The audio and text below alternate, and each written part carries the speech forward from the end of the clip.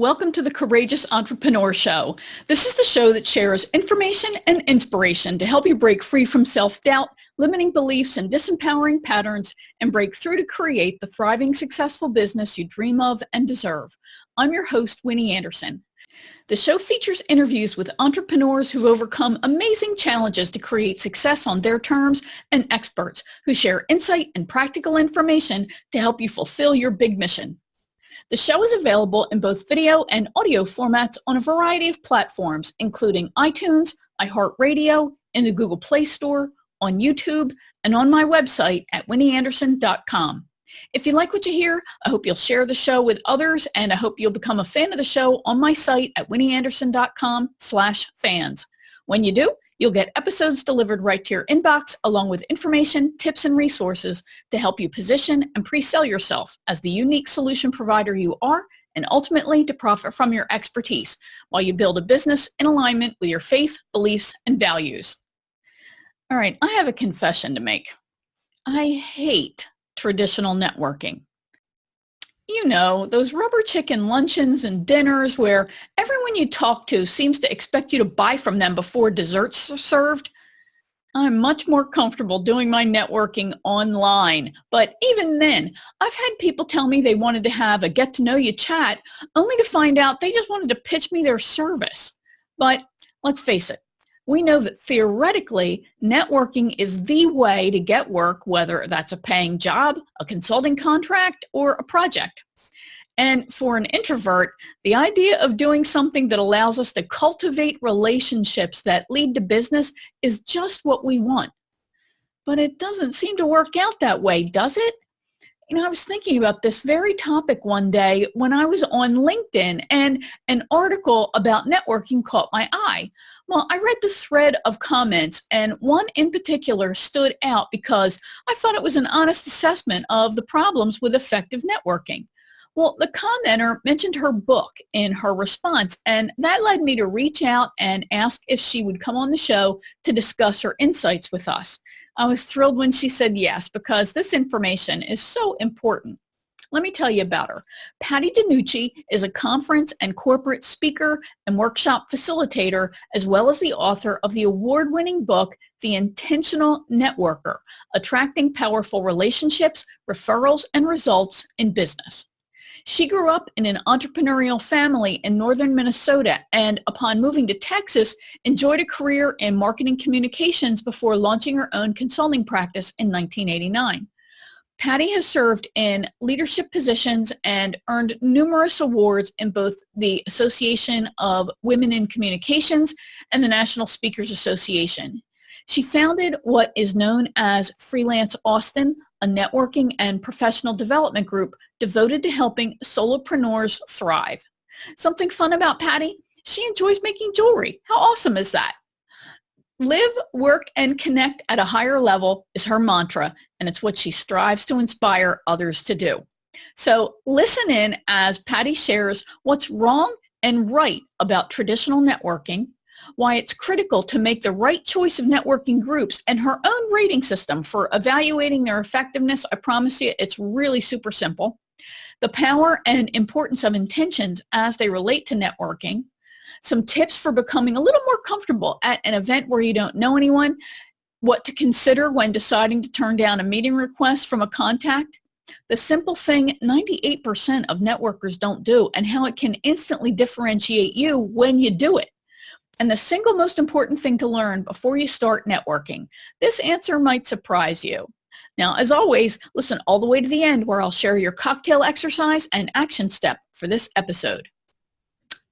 All right, so thank you, Patti. I'm so excited to have you here today. You're welcome. I'm just thrilled to be here. Awesome. So let's just dive right in, okay? And as I mentioned, I got my monitor with you on and my monitor with my questions on, so I'll be going back and forth. So most of the people I know, and I'll bet most of the people you know, dislike what I consider traditional networking, the rubber chicken lunch and dinner circuit, right? Your concept of being intentional, and love your book, The Intentional Networker, which I have somewhere. Actually, it's next to my bed, so sorry. but it really talks about, there you go, good job. It talks about knowing who we are and what we want. Yeah. So can you talk about what you mean by that and why you think that's important for networking? I actually think knowing who you are is important for everything, especially if you're an entrepreneur. If you're the boss, and this is where I learned this, is when I went out on my own in 1989, which is eons ago. I figured if I was going to work for myself, I'd better know the boss really well. I'd better know how I operate. So I think I went out and did a class and an assessment with the Myers-Briggs, and that was the beginning of many personal profiles that I've done. And I'm still taking them. I've got like, I don't know, the Gallup poll one right here. It's like I'm addicted. Anyway, why is that important? It's important because you need to know how you operate socially, for starters. Are you an introvert? Are you an extrovert? Or are you what is known as an ambivert, where you're vacillating back and forth? And I'm guessing, all your subscribers, listeners fall in some range there. I don't know. What are you, Winnie? Are you an introvert? I am an ambivert, but I'm a very strong introvert leaner, probably more introverted than ambivert at this time. I used to be an extrovert, but with some introvert leanings. After my head injury, full on introvert. Really?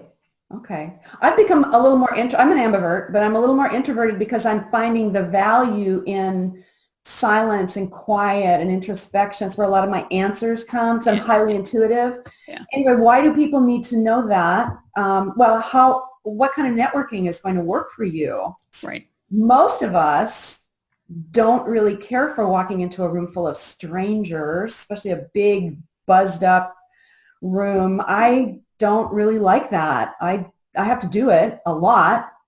But if I'm at the point now, if I'm going to be in a room full of people, I'd rather be up on stage, because there's a little bit, for me, it's actually a little bit of protection up there, which sounds totally counterintuitive. No, I love that. And I think probably the biggest value of fully understanding where you fall on that personality spectrum is that you can really manage your schedule more effectively. Because we all go to conferences or big trainings, right? We're not saying stay in a closet and never go anywhere. But when you really understand the impact that being around so many people, so many ideas, so much noise has on you, then it really does change the way you manage your schedule and manage yourself. And you don't see anything wrong with you. This is the way I am, and I'm going to manage that and celebrate it and leverage it so well. So I think those are really great points that you make there. Yeah. If I can insert, I actually did a blog on the whole conference thing about a month ago, maybe more than a month ago. And when we get to my website, which will be at the end, I would love to send people there. But knowing yourself, if you read a lot of self-help books, a lot of professional development books, the self-knowledge piece is right up front always. And it's just because I always like to say, I think it was Socrates that said, knowing thyself is the height of wisdom. And that's the entrepreneur's world. I mean, we're going to be with ourselves all day long. Amen. And I think we all know that we're our own worst enemy and our biggest competitor, right? So without that self-knowledge. We're criticizing ourselves, self-doubting ourselves. We have the imposter syndrome, you name it. Right. So I think that is really great information, and why I want to encourage people to definitely pursue that, getting multiple profiles about themselves, is it's more than just the traditional personality kind of thing, right? Yeah. It's your strengths in general. So there's the Strengths Finder Strengths Finder 2.0 that you can discover what are your great strengths. There are so many out there that provide such valuable insight into different aspects of ourselves. I think it's DISC that's focused on communication, right? And there are conflict assessments to discover your conflict style. So all of that, go get them all. Do as many as you can, and they're loads of fun and very interesting about yourself.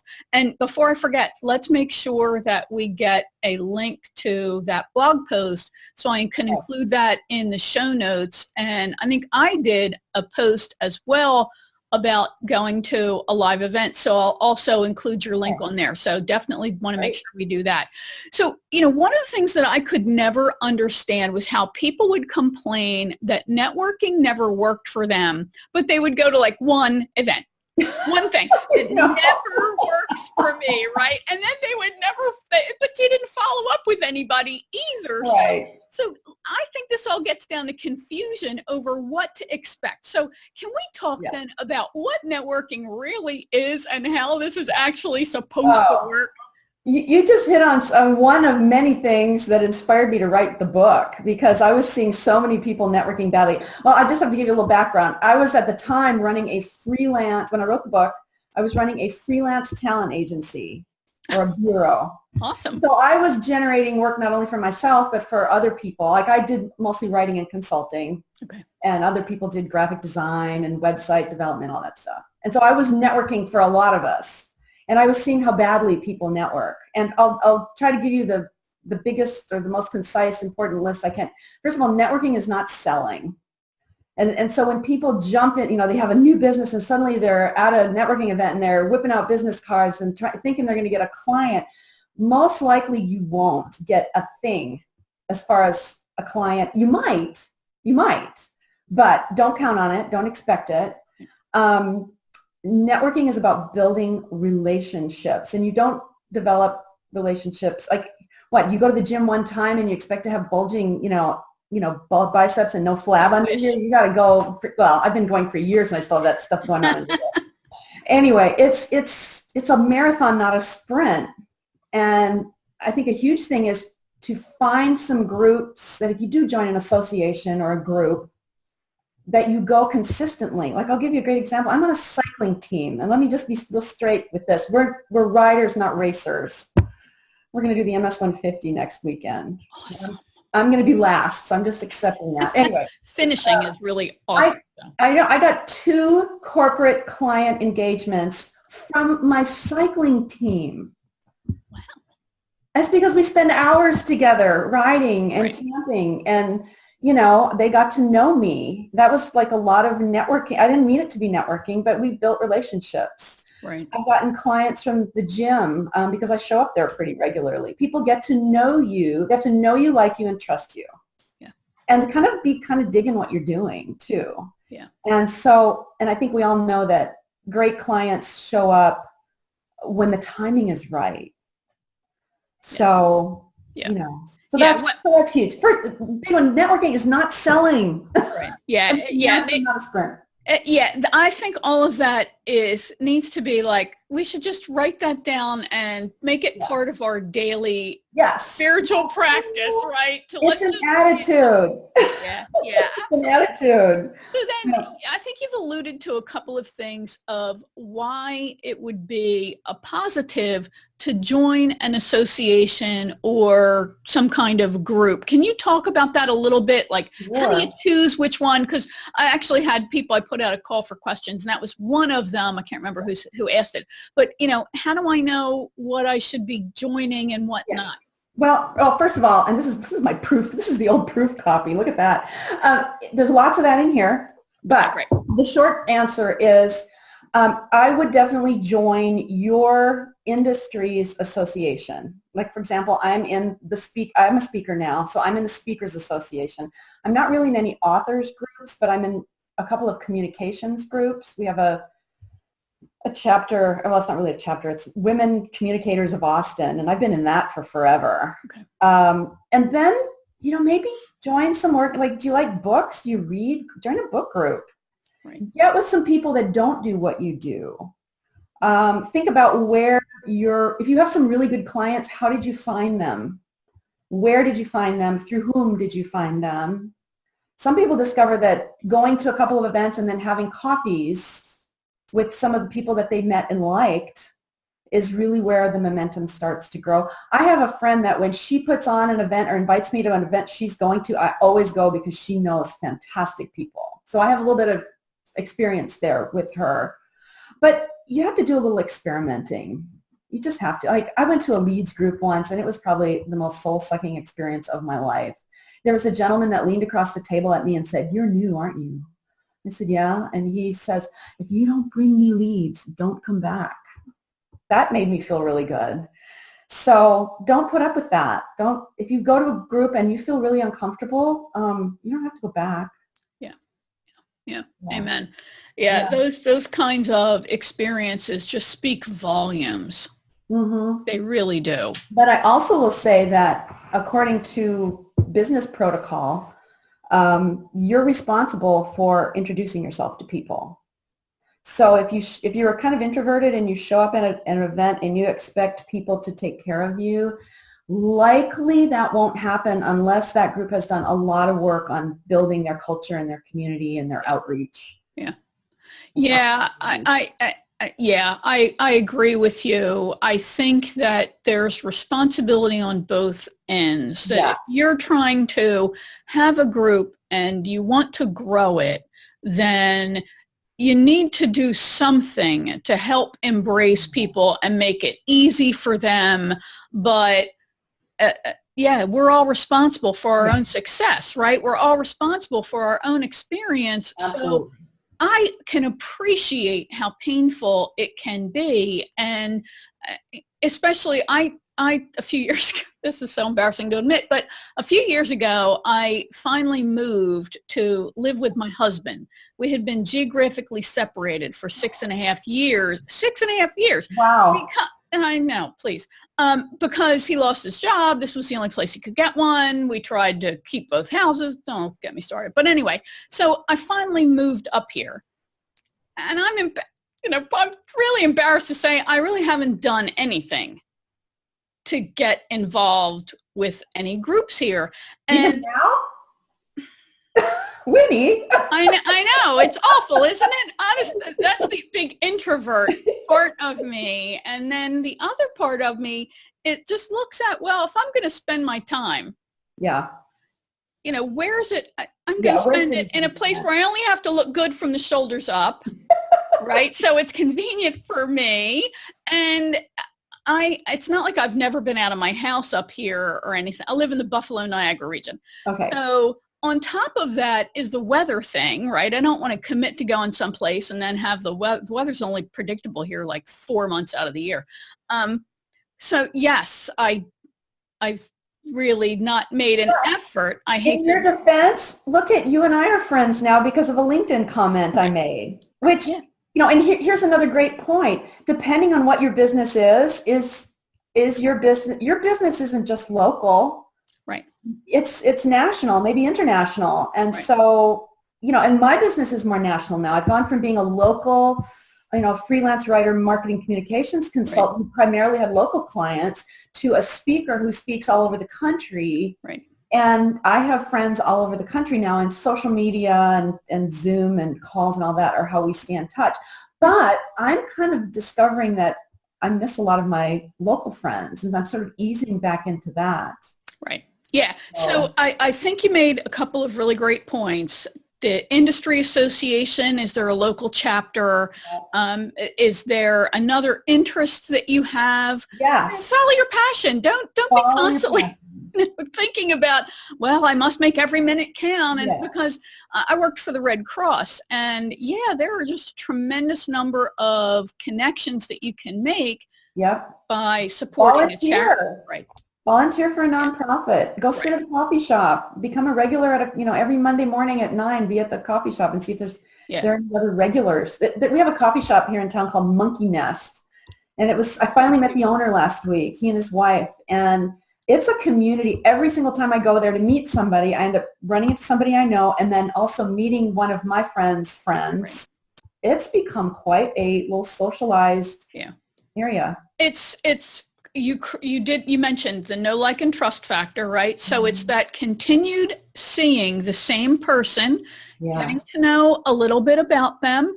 And also, I think it's recognizing that you are a reliable person. You do show up pretty regularly.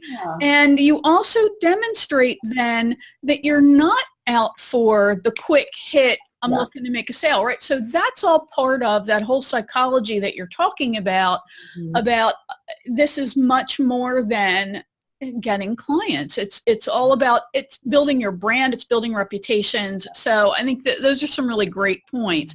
You, in your book, you do discuss the power of intentions. So can you talk about what exactly an intention means in connection with networking?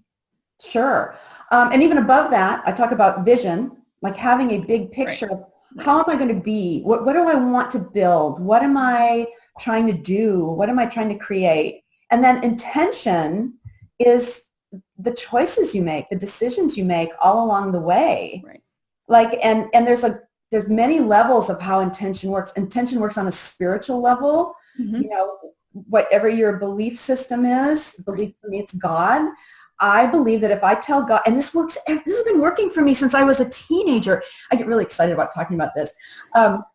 When you commit to something, when you say, by golly, like right now I need to fill my fall schedule. I don't mind saying that to this group. I'm trying to build my fall speaking schedule. Mm-hmm. I've started to do the work, and I've started to set some new guidelines on what I'm looking for. What's a good fit for me? How do I want to spend my time? By golly, the phone's ringing. I'm reaching out, but the phone is also ringing. And I read I don't know if you've ever done The Artist's Way by Julia Cameron. No. Awesome series. She says karma is not linear. You know, once the universe knows you want something, it conspires to help you. Right. And so there's another level. There's the spiritual level. There's also the brain level. We have something in our brain called the reticular activating system, mm-hmm. and it's essentially our filter and our radar. And so if I say, I'm really looking to speak at women's leadership conferences, they're popping up everywhere in the newspaper, online. Friends suddenly tell me about them. And then, you know, I think there's just a third level of when you start telling other people about it in your network, they want to help you. Right. So It's spiritual, it's your own brain, and it's your social. So really committing, and that gets back to the know, like, and trust. If people really know you want something, by golly, they want to help you. Yeah. Yeah. And if you're not finding that, then there's either something wrong with your message and how you're communicating it, and people don't know how to help you, or you're hanging out with the wrong people. Or there's a disconnect, like you say you want something, but you're not showing up. Right. You're not participating in it. Yeah. You know, I have a dear friend who is a big dreamer, and she's always saying, oh, I want to go do this and I want to do, but she doesn't show up in that fashion. Like, for example, I wanted to take her on an overseas trip as something really special for a big birthday for her, and I had the money to do it at the time. And so I told her to go get a passport. A few months later, she hadn't done it. Right. Golly. If someone says, Patty, get your passport, I'm taking you somewhere, it's like, I'm going to have that passport tomorrow. Yeah. And I think that, again, it's a great point, because we have to take responsibility for what we want and for our own lives. And if we cognitively know what to do and are not doing it, I mean, you said go get your passport, I would be down. Making sure mine is renewed. So if you cognitively know what to do and you're not taking action, then you need to sit down and ask yourself, what's going on here?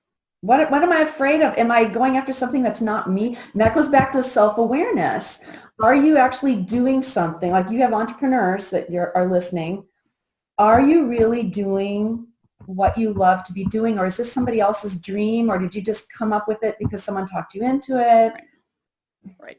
Trying to please mom. I don't know. There's a whole lot of stuff going. We're constantly having to sort out the stuff we got going on in our head. Yeah. So, it's just a matter of, as you said, self-awareness to recognize that, geez, this is what I want. This is what I have. What's keeping me from, I call it the bridge of fear, right? What's keeping me from crossing the bridge of fear to go get it? Because there's something there. So, one of the things that you'd mentioned earlier that I didn't really go into, but I don't want to miss, and it's this issue of, and I talked about that, taking responsibility for your experience at these events, right? Yes, the group should have some kind of welcoming process, but most don't. But, you're a grown up, you're responsible for your own experience.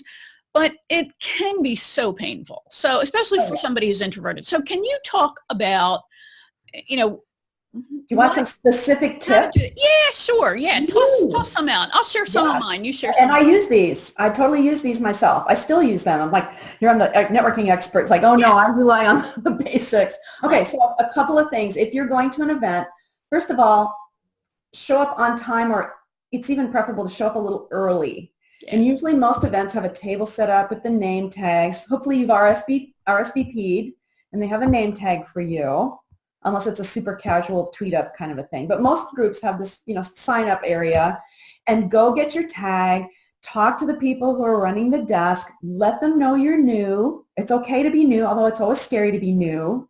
And just say, this is my first time here. Do you mind if I just sort of hang out here with you guys while people are arriving? And would you mind introducing me? That's one thing. Don't show up late, because you'll show up when the room is people are already interacting, and it's all a buzz, and it's just shocking to the system. So don't do that. Yeah. But if you do show up and there are already people there and they're already gathered in groups, look around the perimeter of the room for someone standing by themselves. Chances are there's also someone like you standing there feeling dejected and pained and scared as can be. Go over and talk to that person. Just walk up to them and say, hi, I'm Patti.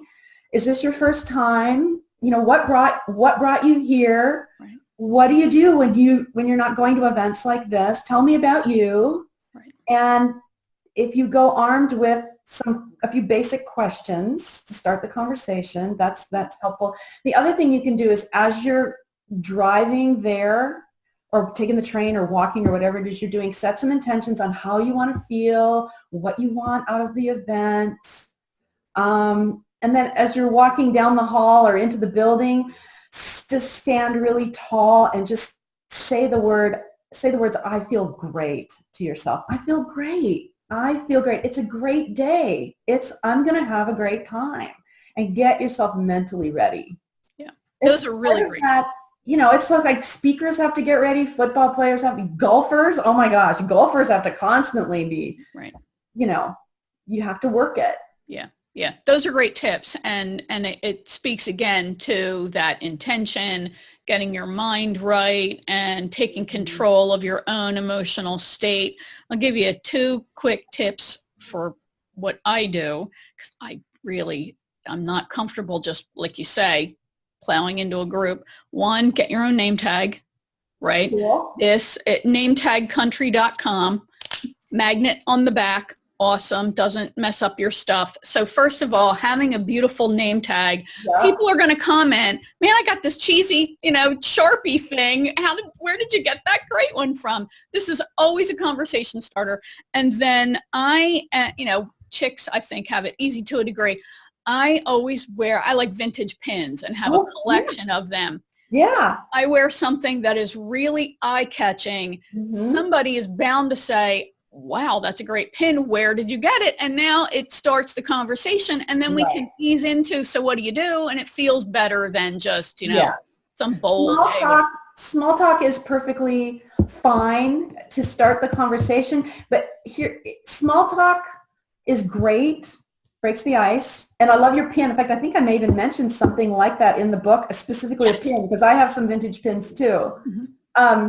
But come up with some other questions, like what brought you here is a great question. Or if there's a speaker, have you heard this speaker before? What attracted you to this topic? Yeah. And that can start to get you a little deeper. I mean, this is a lot like dating. It's a lot like dating, where it's just kind of awkward and you're getting to know each other. And then you can start going a little deeper and really getting to know. And you'll know if you're talking to someone and you're just not getting the warm fuzzies. What you can probably say, if I might add, to exit a conversation is to say, it's been really great knowing you, but I promised myself I would meet at least 5 people here. So that's your exit strategy. Right. Gee, I really could use some coffee. I'm going to go over and help myself. Yeah. Exit. Feel free to exit graciously if you're uncomfortable or just not getting what you need. Yeah, that's great. And I love the analogy that it's like dating, because something else nobody likes to do, but it's so totally necessary. And of course, you're trying to learn about the other person, right? So the more attention that we can pay, more focus we can give to finding out about this other person, I think it takes the pressure off of us. Yeah. Oh, yeah. Listening that's why introverts can be such great networkers. We're great listeners. Right. Yes. Yes, absolutely. And so leverage what really makes us great, which is exactly what you're talking about. I do a lot of virtual networking since I never, leave the house. I participate in online groups. I have connection calls with people, and I engage with people on several platforms. But one of the things I've always found hard is turning someone down who wants to connect. Mm-hmm. And I go, I agonize with this back and forth. I mean, there's limited time during any given week, day, month. Mm-hmm. And sometimes I can't see, why does this person want to connect with me? And then I've had people who say they want to connect and all they did was want to try to sell me. Right. So I know this is really awkward, and you talk about it in your book. So can you amplify that a little bit for us? Because it's so painful.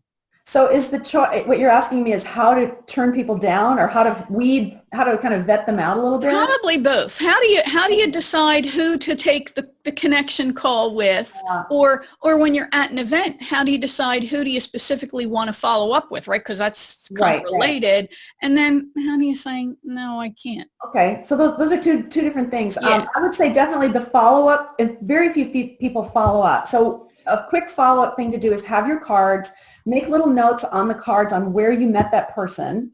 And, like I met them at Women Communicators of Austin in May of 2017. Banner brunch. That's how I met them. Because you may save the card and you may need to, you can't remember all this stuff, trust me. And when you follow up, I usually follow up by email and just say, Mary, it was really great meeting you. It was so much fun talking about our dogs.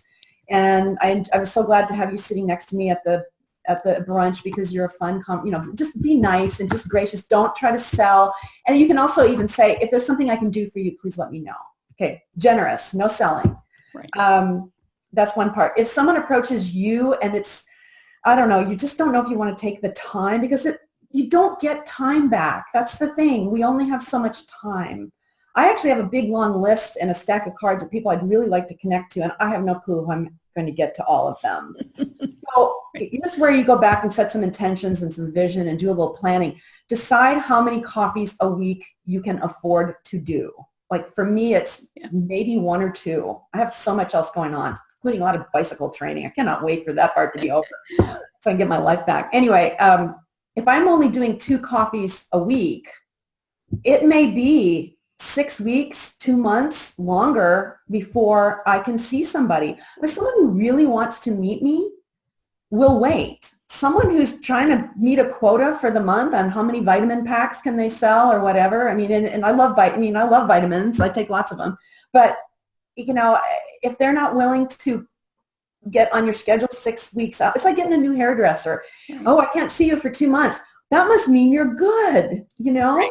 Yeah. So set some limits and just let people know, I don't do very many of these. I'm not interested in buying anything. If you really, truly want to get to know me, get to know my business, and you can set it up for 30 minutes if you want to, or you can say, this is another technique I use.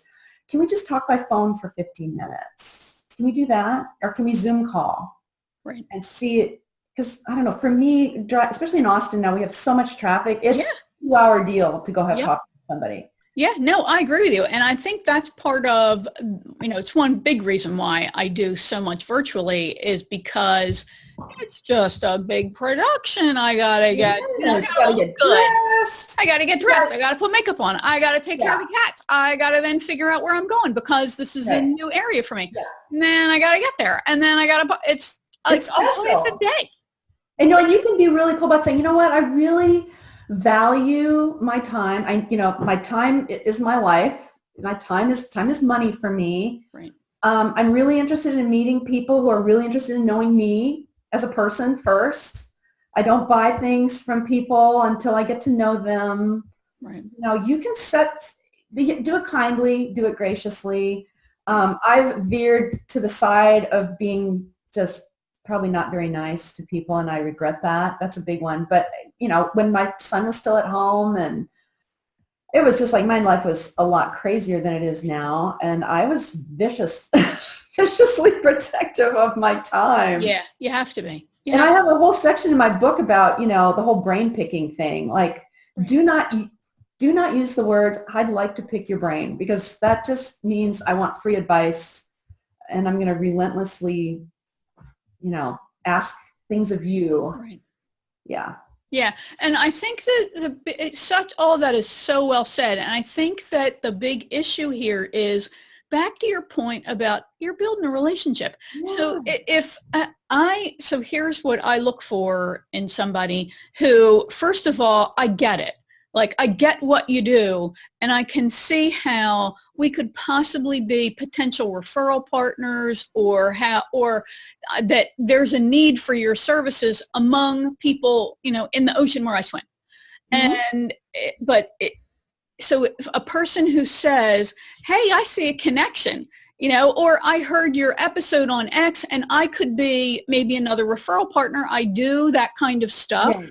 Yes. I'm totally open to having a conversation virtually and learning more about each other. But somebody who just, it doesn't make any effort to explain why they want to connect. Right. And also, you may even run into people who are like, they're just trying to make some friends. Okay. Like, I'm new to the area. Okay. So I have people that call me all the time. And I even have some of my out of town friends say, hey, I've got someone moving to Austin. Right. You're really connected. Would you mind having coffee with that person? And I usually say, especially if I really like the person in the referring, then I say, absolutely, I would do that for you. But sometimes people just want a social, just chit chat, and maybe they're not interested in selling, but maybe they're just going to chit chat. And that's not really what I'm looking. I mean, I love to talk, obviously, but I want there to be some depth. That's my, what are your criteria? And, again, there's a whole section in my book on what are your criteria? Yeah.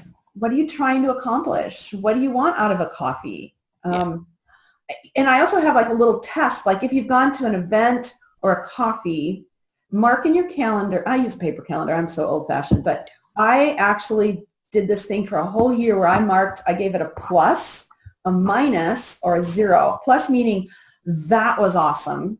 0 meaning it was okay. It wasn't miserable, but it was okay. Minus meaning I am never back to that group. That person sucked the life out of me. I'm exhausted. They wouldn't stop talking. So that's, again, paying attention to what's energizing you, what's depleting you, what's just sucking the time out of your schedule. Right. Yeah, really great points. And then I also, we could just spend the whole week talking about just that particular issue. But in chapter 7 of your book, let's talk a little bit more about that. In chapter 7 of your book, which is called The Intentional Networker, which is so great, you talk about, and I'm going to read this quote here, how to be more attractive and memorable to others. Mm-hmm. So we're not talking, obviously, about attractive in terms of beauty, but let's talk about this being attractive, because I think that's part of, if you're asking for connection calls and nobody's saying yes, there's something there that you have to take ownership of. And so how do we make ourselves more, maybe enticing to connecting with others? Okay, enticing. Okay, so there's a lot of things that are attractive about people, and it's not just how you look, it's not just what you wear, although, I like to say, and I do whole sections of this in my workshops, on how to be your best self. Right. Who are you on your best day? What have you done to take care of yourself? Showing that you have some self-respect means if I'm taking care of myself, it means I'm going to take care of you. So that's part of it, is, making the effort to show up as your best self. The other part is people want to be around other people that make them feel good. And what are you doing is it a smile? Is it eye contact? Is it, having some sort of positive radiance about you, laughing, your posture, your carriage? Are you asking questions about them that they find interesting and comfortable. Like I'm working on another book and about conversation, because if you can't really do any of this if you can't get a conversation going. And there's different levels of curiosity. Curiosity, I think, is a really important point, but not a prying curiosity. More like, I want to know you. Yeah. I'm interested in you, but not in a creepy way, not in a prying way.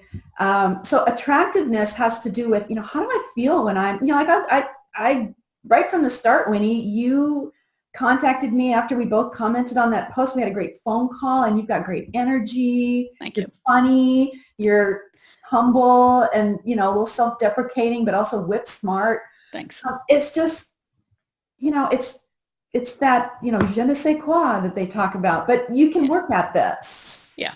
You can work at it. And doing things like following up. I got to tell you, when I get like 20 cards at a conference, and I don't collect hundreds and hundreds, but I get follow-ups. I'm guessing it's in the low single-digit percentile of people who follow up. So already, if you just follow up graciously and say, it was nice to meet you, bam.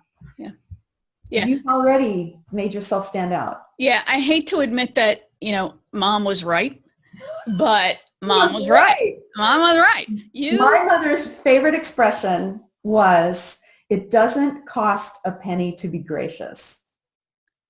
I can't tell you how many terrible circumstances that has seen me through. Right. Yeah. Be kind. Yeah. Yeah. You've made some really great points. I've actually been taking some notes. I love the concept that showing up as your best self, having a nice looking outfit, colors that really flatter you. This goes for guys as well as ladies. Just, really feeling look like you care. Look like you care. And again, embarrassing true confession, I had reached a point where I had to admit that I was not showing up as my best self. And part of it was I was clinically depressed. Yeah. And I had to admit that oh my God, I am exhibiting every sign of clinical depression, and that gets reflected in that external representation of yourself.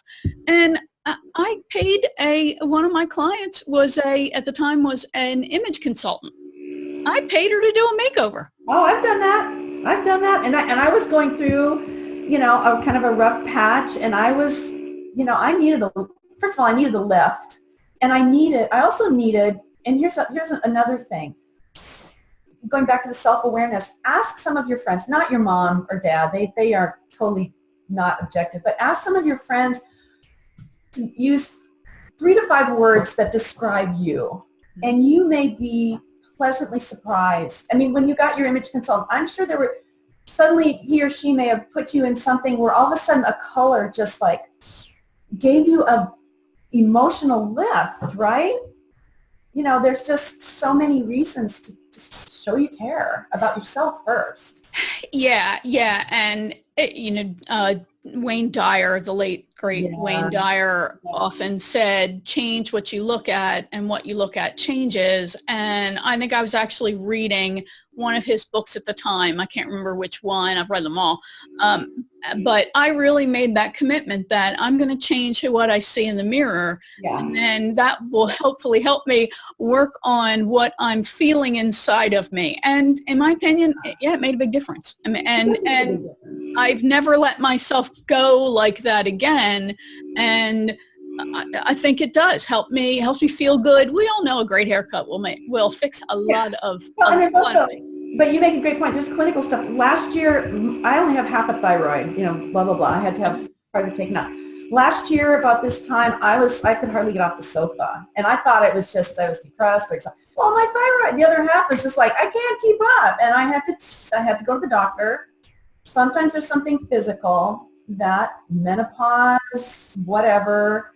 Postpartum depression. It can be any number of things, but go get yourself checked out. Especially if you're running your own company, it behooves you to be healthy. Yeah, amen. Vitamins, exercise. What's it going to take to make you your best self? Yeah, amen. We go into business because we don't want the crap associated with corporate life typically. So don't be that mean boss that you once worked for. Treat yourself very, very nicely. Patty, I could go on for days. Oh, I could too. Talking with you. So let's let everybody understand exactly what it is that you do, because you have this great book, The Intentional Networker, but that's more, not exactly what you do. So explain, what the heck do you do? Well, The Intentional Networker is, I wrote this book as my empty nest project, and it was the culmination of all the things I saw people doing right and doing wrong in their business. I've had my own business since 1989. Right now, I'm a conference and corporate speaker. I develop workshops. I do keynotes. I consult with people. I'm playing with the idea of doing like a small group coaching via Zoom, because this is just such a great medium to do that with. Yeah. But I work one-on-one with people. If they really want to rent my brain for an hour or two, I'm happy to do that. But my primary business right now is going to speak at, leadership conferences, association conferences, industry conferences, and then I get asked. Microsoft had me work with their high potential leaders. Awesome.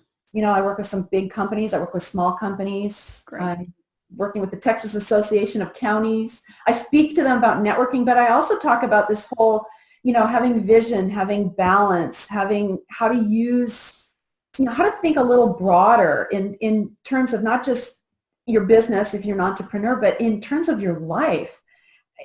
I'm getting up there in years. I just had a pretty big birthday, and, life is short, and really get the most out of it and then give the most to it. What were you brought here to do? Amen. Amen. Yeah. And as we age, the days seem to move faster and faster and faster. So yeah, definitely be sensitive to all that. That's awesome. And of course, we'll include links to all the ways you can reach out to Patti. Before we go though, and before you share the best URL that you want to send people to, tell me about the one thing that now, since you've been self-employed for so long, that you wish you had known before you went out on your own. Well, it's interesting you asked me that question, because I've become very clear on that.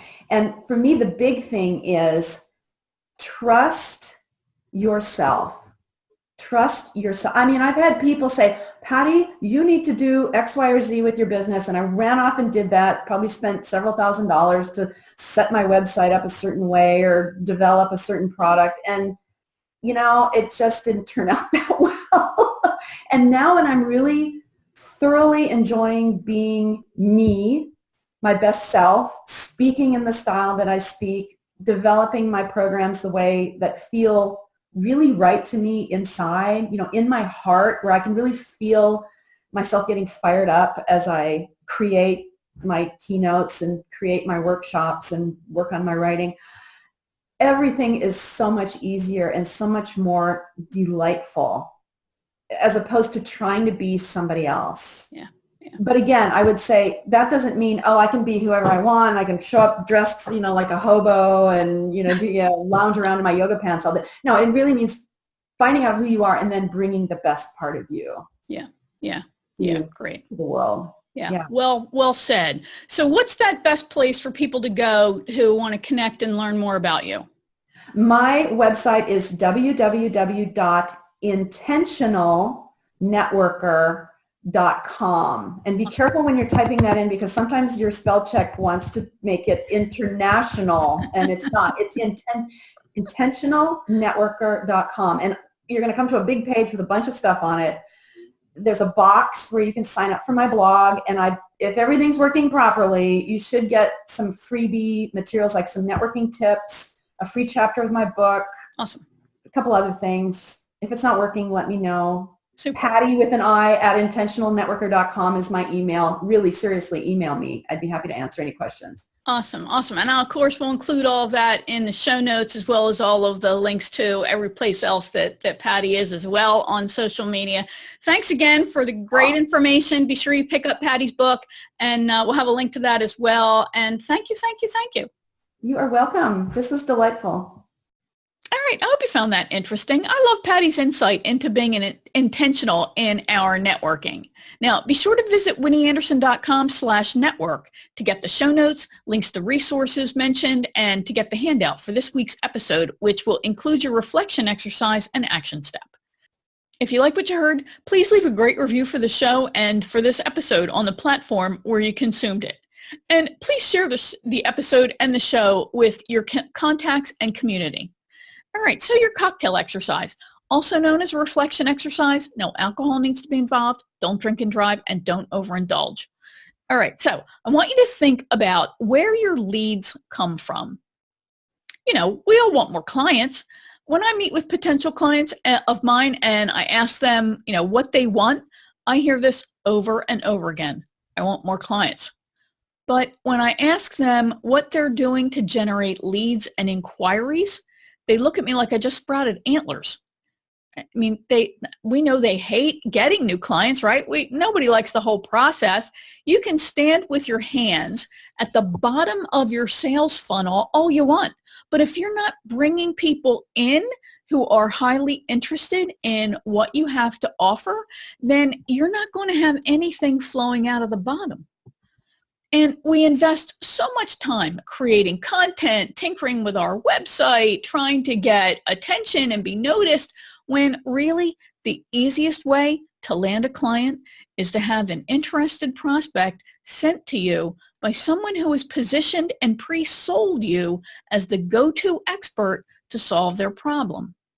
As a matter of fact, a 2015 report from Heinz Marketing says that 69% of business-to-business sales reps report that a referral says yes faster and easier than a non-referred new prospect. And in a 2014 survey by gigaom.com, 31% of marketers surveyed said that referral marketing is the most effective strategy for getting new clients. That same survey said referred customers have a 16% higher customer lifetime value than clients acquired by other means. You know you're more likely to take someone's word for a recommendation over an advertisement any day, even if the person making the recommendation is a complete stranger.